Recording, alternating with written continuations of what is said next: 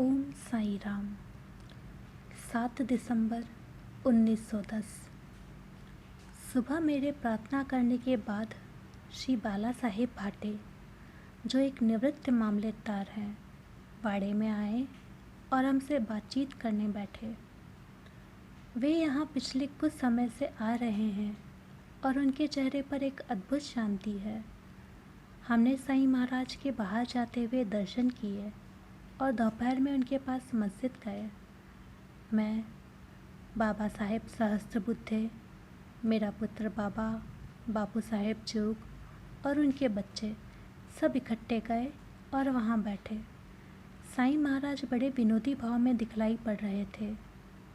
बाबा साहेब से पूछा गया कि क्या वे बम्बई वापस जाएंगे। उन्होंने फिर से इस बात का उत्तर हाँ में दिया, लेकिन यह भी कहा कि वे वहाँ रहने के बारे में निश्चित नहीं हैं, क्योंकि यह परिस्थितियों पर निर्भर करेगा। साईं महाराज इस पर बोले, हाँ, ये सच है कि तुम्हारे हाथ में बहुत सारे काम हैं, अभी और भी करने हैं। तुम्हें यहाँ करीब 4-5 दिन रहना चाहिए। तुम यहीं रहोगे, यह तुम देख लेना। जो अनुभव होते हैं वे सच हैं, वे काल्पनिक नहीं हैं। मैं यहाँ हजारों साल पहले था। फिर साईं महाराज मेरी ओर मुड़े और नई बात के बारे में बोलने लगे। वे बोले, ये दुनिया भी मज़ेदार है, सभी मेरी प्रजा है। मैं सबको समान रूप से देखता हूँ, लेकिन कुछ चोर बन जाते हैं और मैं उनके लिए क्या कर सकता हूँ। जो लोग खुद मौत के नज़दीक हैं वे दूसरों की मौत चाहते हैं और उसकी तैयारी करते हैं। ऐसे लोगों ने बहुत नाराज़ किया है मुझे। उन्होंने मुझे अच्छी खासी चोट पहुंचाई है, लेकिन मैंने कुछ नहीं कहा। मैं चुप रहा।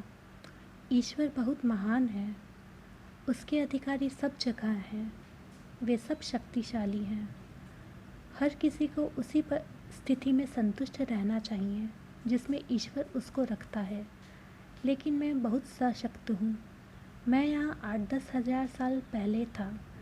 मेरे पुत्र ने उनसे कहानी सुनाने के लिए कहा, जैसे उन्होंने पहले सुनाई थी। साईं महाराज ने पूछा कि वह कौन सी कहानी थी। मेरे पुत्र ने जवाब दिया कि वह कहानी 3 भाइयों के बारे में थी जो एक मस्जिद में गए। उनमें से एक ने बाहर जाकर भिक्षा मांगनी चाहिए, बाकी भाई उसे यह करने नहीं देना चाहते थे, क्योंकि भिक्षा में मांगा हुआ खाना अशुद्ध होता है और उनका चौका दूषित कर देता। तीसरे भाई ने उत्तर दिया कि अगर वह भोजन उनका चौका खराब कर दे तो उसकी टांगें काट देनी चाहिए, वगैरह। साईं महाराज बोले, वह बहुत अच्छी कहानी थी, वे एक और सुनाएंगे जब उन्हें सुनाने का मन करेगा। मेरे बेटे ने कहा कि उसे नहीं मालूम कि ऐसा कब होगा, और फिर अगर उनका मन हमारे जाने के बाद करे तो फिर क्या फ़ायदा।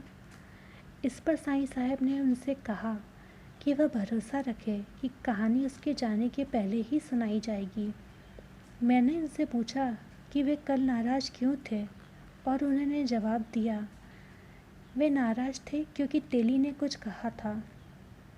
जब मैंने पूछा कि आज खाना परोसने के समय वे ऐसा कहते हुए क्यों चिल्लाए, मत मार मत मार, उन्होंने कहा कि वे इसलिए चिल्लाए थे क्योंकि पाटिल के परिवार वाले आपस में झगड़ रहे थे। साईं साहब ने ऐसी अनोखी मधुरता से यह बात की और वे ऐसे असाधारण ओज के साथ कई बार मुस्कुराए कि यह बातचीत मेरे स्मृति में हमेशा अंकित रहेगी। बदकिस्मती से तभी कुछ और लोग आ गए और बातचीत बीच में ही रुक गई। हमें इस बात का बहुत अफसोस हुआ, लेकिन कुछ हो ही नहीं सकता था। हम इस बारे में बात करते हुए लौट आए। तात्या साहब नुलकर बातचीत में बात करते हुए लौट आए। तात्या साहब नुलकर बातचीत के पहले हिस्से में उपस्थित नहीं थे, लेकिन बाद में आए। बाला साहेब भाटे शाम को आए और हम सब फिर बात करने बैठे। ओम साई राम।